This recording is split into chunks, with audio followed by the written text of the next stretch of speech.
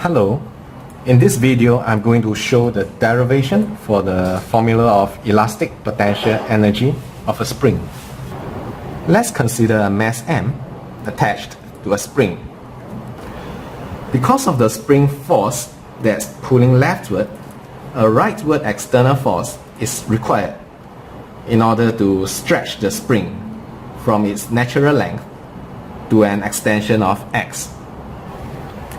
The amount of work done by the external force ought to be equal to the EPE stored in the spring. If the spring obeys Hooke's law, then the spring force is directly proportional to the extension of the spring, meaning F is equal to kx. This means the spring force is going to start off being 0 and is going to increase linearly until a magnitude of kx. Since the external force should match the spring force at every point in the stretching, the external force should also start off being 0 and end up as k times x.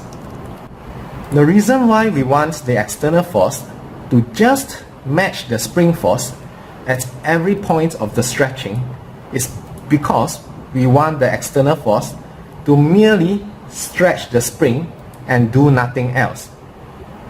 For example, if the external force is larger than the spring force, then the work done by the external force does not just go into increasing the EPE stored in the spring, it also goes into the increase in KE of the mass, and that will complicate the picture. So we do not want that. So we would rather imagine that we stretched the spring by applying an external force that matches the spring force exactly. Since the external force must increase from 0 to kx as it stretches the spring from extension of 0 to x, the work done by the external force should be equal to this triangular area here, which is the area under the fx graph.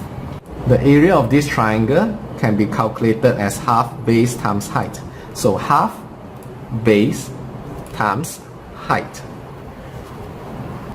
which is of course half kx squared.